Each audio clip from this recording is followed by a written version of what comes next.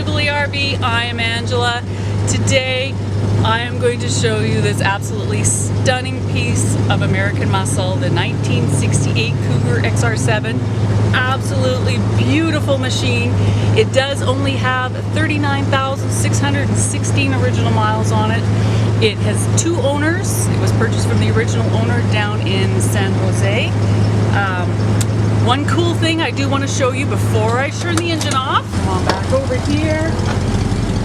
The one really cool feature about the Cougars is it does have the sequential turning lights. They do both work on both sides. They've been upgraded to LEDs, so they're a little bit brighter than what they were before. Look at those tail pipes. Oh, absolutely beautiful, beautiful car.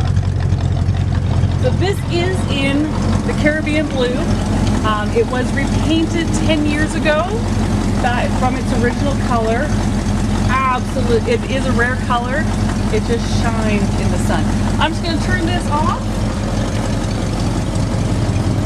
Take a look at this interior.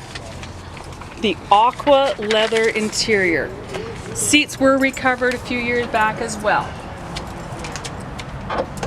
This does have the original vinyl top. It's in amazing condition. Absolutely beautiful.